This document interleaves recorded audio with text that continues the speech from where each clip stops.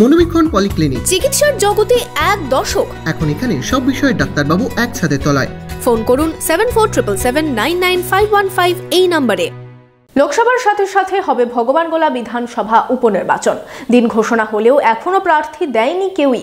গত বিধানসভায় এই কেন্দ্রে বাম কংগ্রেস জোট প্রার্থী লড়াই করেছিলেন। তবে এবার কি একাই লড়বে বাম ও কংগ্রেস? উৎসবের মরশুমে বস্ত্র প্রতিষ্ঠান কাভেরি নিয়ে এলো শাড়িতে buy two get one free. এছাড়াও থাকবে কেনাকাটায় গোল্ড কয়েন অফার এবং নিশ্চিত উপহার। তাই সঠিক দামে ভালো মানের কালেকশন পেতে আজই চলে আসুন কাভেরিতে। একদিকে যখন লোকসভা ভোটে বাম কংগ্রেস জোট নিয়ে আশাবাদী সকলে, তার মাঝে ভগবানগোলা বিধানসভা উপনির্বাচনে প্রার্থী নিয়ে চাপানুতোর বাম কংগ্রেসের মধ্যে। উপনির্বাচনের আগে প্রার্থী ঘোষণা না হলেও মঙ্গলবার বিকেলে ভগবানগোলায় মিছিল করে সিপিএম এর যুব সংগঠনের নেতাকর্মীরা। কাস্তে হাতুড়ি তারা চিহ্নে ভোট দেওয়ার আবেদন জানান। আমরা এই ভগবানগোলা বিধানসভা উপনির্বাচনে এবং মুর্শিদাবাদ লোকসভা নির্বাচনে লড়াই করার জন্য একদম প্রস্তুত আছি। কারণ গত 21 সালে যে বিধানসভা নির্বাচন হয়েছিল সেই নির্বাচন এবং এই 2024 সালে দাঁড়িয়ে যে নির্বাচন হচ্ছে সম্পূর্ণ আলাদা নির্বাচন। অন্যদিকে এদিন রাতেই পাল্টা মিছিল করে কংগ্রেস নেতাকর্মীরা। সেখানেও কংগ্রেস প্রার্থীকে ভোট দেওয়ার আবেদন জানানো হয়।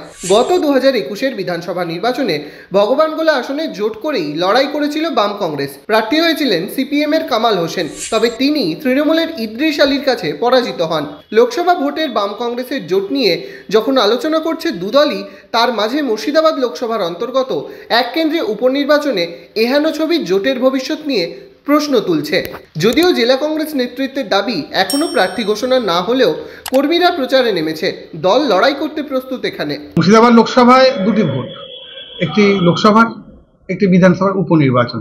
উপনির্বাচনে দুটি দলে এখনো পর্যন্ত নেমেছে। তাদের কর্মীরা, সিপিএম পার্টির যারা কর্মী, তারা মিটিং মিছিল করেছে। স্বাভাবিক কারণে কংগ্রেসের পক্ষ থেকেও একটি মিটিং মিছিল করা হয়েছে যে সেখানেও আমরা প্রার্থী দেব। আলাপ আলোচনা চলছে। আগামী দিনে পুনরায় প্রকাশ্য হবে ওই কেন্দ্রে প্রার্থী কে হচ্ছে।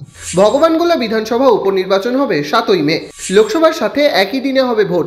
এখনো পর্যন্ত কোনো দলই তাদের প্রার্থী ঘোষণা করেনি। তবে তার আগেই মাঠে নেমে পড়েছে বাম কংগ্রেস দুই দলই। এখন দেখার এই আসনে সমঝোতা করে লড়াই হয় নাকি আলাদা আলাদা লড়াই করে বাম Congress. Bureau report, imagine community media.